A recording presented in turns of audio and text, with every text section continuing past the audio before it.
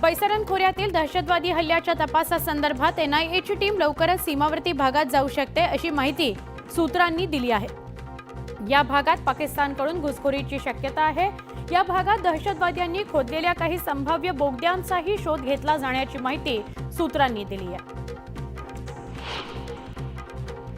पहलगाम दहशतवादी हल्ल्यात पाकिस्तानची गुप्तचर संस्था ISI आणि त्यांच्या सैन्याचा लष्कर-ए-तैयबाशी संबंध असल्याचं उघड झालंय। एनआयएनं काश्मीर खोऱ्यातील सुमारे 20 ओव्हरग्राऊंड वर्कर्स ओळखले आहेत। त्यांच्यावर हल्ला करणाऱ्या दहशतवाद्यांना मदत केल्याचा आरोप आहे। पहलगाम हल्ल्यानंतर भारत आणि पाकिस्तानमध्ये युद्धाची शक्यता असताना पाकिस्तानचे संरक्षण मंत्री ख्वाजा आसिफ यांनी भारतावर हल्ला करण्याची धमकी दिली। जर भारतानं सिंधू कराराचं उल्लंघन केलं तर सिंधूवर धरण बांधलं तर भारतावर हल्ला करू अशी धमकी देण्यात आलेली आहे। पहलगाम हल्ल्यानंतर पाककडून भारताच्या कुरापती काढणं सुरूच आहे। जम्मू काश्मीरच्या सीमावर्ती भागात पाककडून पुन्हा एकदा गोळीबार करण्यात आला। कुपवाडा, उरी आणि अखनूर या भागात नियंत्रण रेषेजवळ पाकिस्ताननं शस्त्रसंधीचं उल्लंघन करत गोळीबार केला। पाकिस्तानकडून दहशतवाद्यांना कसं प्रोत्साहन दिलं जातं याचे पुरावे आता समोर येत आहेत। न्यूज 18 जवळच्या एक्सक्लुझिव्ह सॅटेलाइट इमेजमधून लष्कर-ए-तैयबाच्या प्रशिक्षण तळाचा खुलासा समोर आलेला आहे। ही प्रशिक्षण शिबिरं पाकव्याप्त काश्मीरच्या अत्तर शीशा या परिसरात असल्याचं समोर आलेलं आहे। पहलगाममधील दहशतवादी हल्ल्यामुळे भारत आणि पाकिस्तानमध्ये तणावाचं वातावरण आहे। अशात संरक्षण मंत्रालयानं जबलपूर मधील शस्त्रास्त्र कारखान्याला अलर्ट राहण्याच्या सूचना दिल्या आहेत। कम्युनिकेशन इंडिया लिमिटेड अंतर्गत काम करणाऱ्या या कारखान्यातील सगळ्या कर्मचारी आणि अधिकाऱ्यांच्या रजा तात्काळ रद्द करण्यात आलेल्या आहेत। सिंधू पाणी करार रद्द केल्यानंतर पाकचा जळफळाट सुरू आहे। पाकिस्तानचे माजी परराष्ट्र मंत्री बिलावल भुट्टो यांनी भारताला पुन्हा एकदा पोकळ धमकी दिली आहे। जर सिंधू नदीचं पाणी रोखलं तर मग रक्ताचे पाठ वाहतील अशी धमकी देण्यात आलेली आहे। पहलगाममध्ये झालेल्या दहशतवादी हल्ल्याचा मास्टरमाइंड पाकिस्तानचाच असून तिथं आश्रयास असलेली दहशतवादी संघटना लष्कर-ए-तैयबा, ISI आणि पाकिस्तानी आर्मी यांचा या हल्ल्यात थेट सहभाग असल्याचा तपासात समोर आलाय। या हल्ल्याबाबत राष्ट्रीय तपास यंत्रणेनं सादर केलेल्या प्राथमिक अहवालामध्ये ही माहिती समोर आली आहे। काश्मीरमधील हत्याकांडाला शहा जबाबदार आहेत। मोदींनी सगळ्यात आधी शहांचा राजीनामा घ्यावा अशी मागणी खासदार संजय राऊतांनी केली। चूक मान्य केल्यानंतर शहांना शिक्षा मिळायला नको का? अजूनही अमित शहांना पदावर का ठेवलेला आहे असा सवाल राऊतांनी केला। खासदार संजय राऊतांनी पाकिस्तान विषयीच्या केंद्र सरकारच्या धोरण आणि भूमिकेचा खरपूस समाचार घेतला। पंतप्रधान नरेंद्र मोदी पाकिस्तानला कधी धडा शिकवणार आहेत समजत नाही। पंतप्रधानांना युद्ध करायचं आहे असं वाटत नाही। यामुळे मोदींची मानसिकता बघायला हवी असा चिमटा राऊतांनी काढला। पुण्यामध्ये गौतम अदानींनी शरद पवारांची भेट घेतली। दोघांमध्ये सायन्स अँड टेक्नॉलॉजी पार्क प्रकल्पाबाबत चर्चा झाल्याची सूत्रांची माहिती आहे।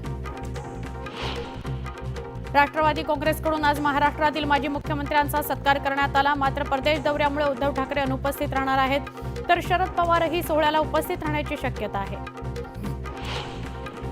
मुंबईत बॅनर्सच्या माध्यमातून सिडकोनं ठाकरे गटावर निशाणा साधला। मैत्री धाग्याची नाही मैत्री वाघाशी असे बॅनर लावत शिवबंधनावरून शिवसेनेनं ठाकरे गटाला डिवचलं। अमरावतीत काँग्रेसनं बॅनरबाजी केली आहे। राहुल गांधी यांच्या संघर्षाला यश आल्याचा दावा काँग्रेसनं केलाय। जातीय जनगणना होणार असल्यानं बॅनरद्वारे राहुल गांधींचं कौतुक करण्यात आलं। यशोमती ठाकूर आणि खासदार बळवंत वानखेडे यांनी हे बॅनर लावले आहेत। जळगाव जिल्ह्यामध्ये शरद पवार गटाला राष्ट्रवादी काँग्रेसनं जोरदार धक्का दिला। माजी मंत्री सतीश पाटील, माजी मंत्री गुलाबराव देवकरांसह विविध नेते आज राष्ट्रवादी काँग्रेसमध्ये पक्षप्रवेश करतायत। आज दुपारी 2 वाजता अजित पवारांच्या उपस्थितीत पक्षप्रवेश सोहळा होईल। आम्ही राजकारणी दिवसभर खोटं बोलत असलो तरी सत्याच्या म्हणजेच अध्यात्माच्या व्यासपीठावर खोटं बोलत नाही अशी कबुली मंत्री गुलाबराव पाटील यांनी दिली। ते संत माहुजी महाराज उत्तराधिकारी गादीपती सोहळ्याच्या कार्यक्रमासंदर्भात बोलत होते। पुण्यश्लोक अहिल्यादेवी होळकर त्रिशताब्दी निमित्त चोंडी इथं 6 मेला राज्य मंत्रिमंडळाची बैठक होते। या बैठकीकरता मुख्यमंत्री देवेंद्र फडणवीस, उपमुख्यमंत्री एकनाथ शिंदे, उपमुख्यमंत्री अजित पवार यांच्यासह अवघं मंत्रिमंडळ दाखल होणार आहे.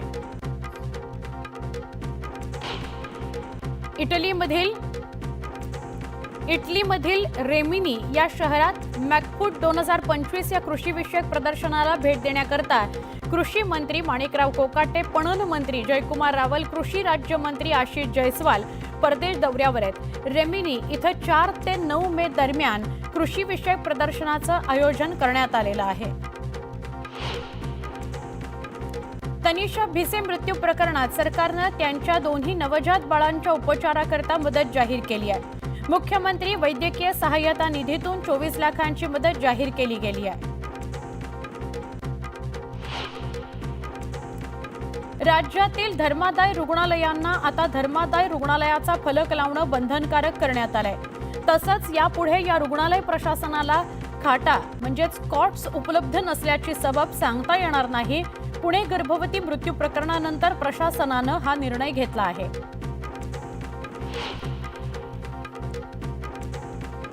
वादळी वाऱ्यामुळे गोंदियातील बटाना इथल्या सुनील वाघाडे यांच्या घरावरील छत उडालं आणि त्यांच्या घराचं मोठं नुकसान झालं. सुदैवानं यात कुठलीही जीवितहानी झालेली नाही. नुकसान भरपाई द्यावी अशी मागणी नागरिक करतायत. निवडणुकीपूर्वी महायुती सरकारनं शेतकऱ्यांना संपूर्ण कर्जमाफीचं आश्वासन दिलं होतं. मात्र आता त्याचा सरकारला विसर पडल्यानं शेतकरी आक्रमक झालाय. बुलडाण्यामध्ये उबाठाचे आमदार सिद्धार्थ खरात यांच्यासह 200 शेतकरी ट्रॅक्टर घेऊन मोर्चात सहभागी झाले. सांगलीच्या चिंचोलीमध्ये मोराचा सुंदर नृत्याविष्कार कॅमेऱ्यात कैद झालाय. रंगीत पिसारा फुलवून मोरानं 20 मिनिटं केलेलं नृत्य नागरिकांनी प्रत्यक्ष अनुभवलं. सोलापुरात यंदाच्या हंगामातील उच्चांकी तापमानाची नोंद झाली आहे. जिल्ह्याच्या तापमानाचा पारा 44 अंशांवर गेलाय. हवामान विभागानं उष्णतेच्या लाटेचा इशारा दिला. उन्हाच्या तीव्र झळांमुळे सोलापूरकर हैराण झालेले आहेत. गोंदियाच्या सालेकसा तालुक्यातील गोर्रे इथं आंघोळी करता गेलेल्या 2 तरुणांचा कालव्याच्या पाण्यात बुडून मृत्यू झाला.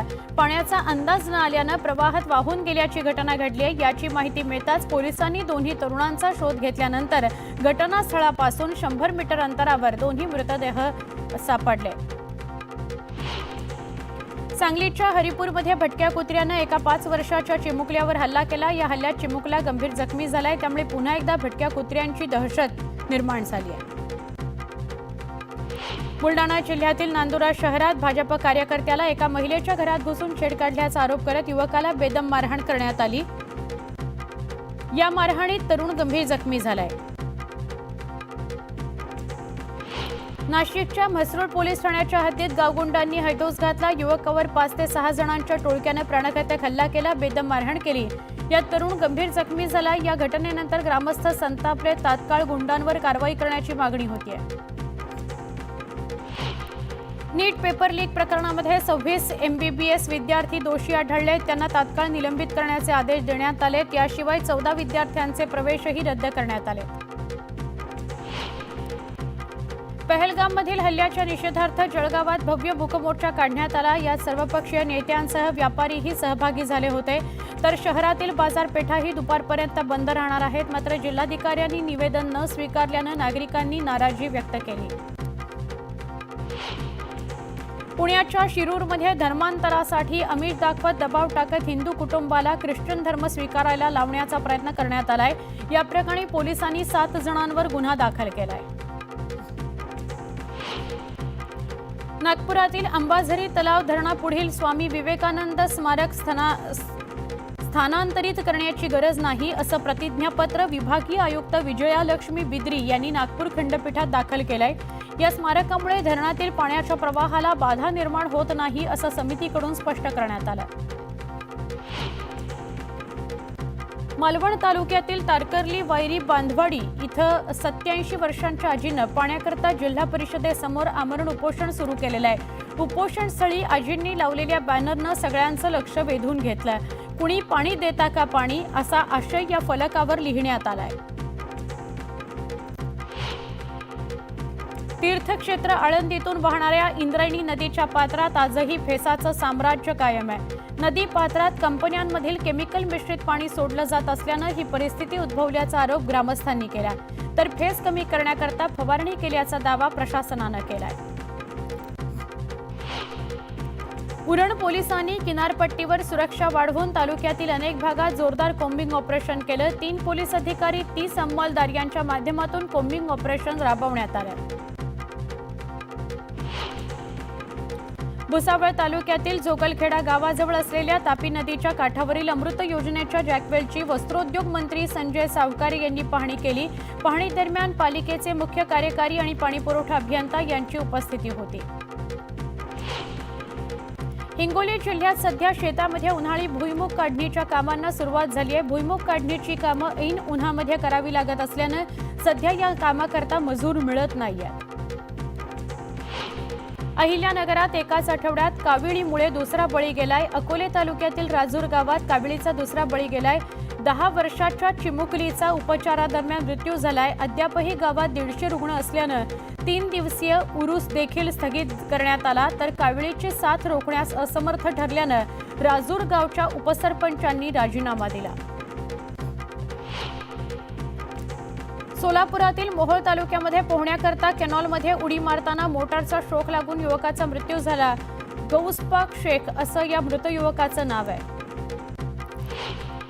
पुण्यातील नवले पुलावर पुन्हा भीषण अपघात झालाय। मद्यधुंद कार चालकानं दुचाकीस्वाराला चिरडलं, यात एकाचा जागीच मृत्यू झालाय, एक जण गंभीर जखमी झालाय। पोलिसांनी या प्रकरणी आरोपींविरोधात सदोष मनुष्यवधाचा गुन्हा दाखल केलाय, दोघांना अटक केली आहे। नंदुरबार जिल्ह्यातील शहादा शहरातील दोंडाई या रस्त्यावर ट्रॅक्टर आणि दुचाकीचा भीषण अपघात झाला। लोखंडी सळ्या घेऊन जाणाऱ्या ट्रॅक्टरच्या मागे असणाऱ्या दुचाकीस्वाराच्या शरीरात सळ्या घुसल्या, तरुण गंभीर जखमी झालाय। अंधारात अंदाज न आल्यानं दुचाकीने ट्रॅक्टरला धडक दिली।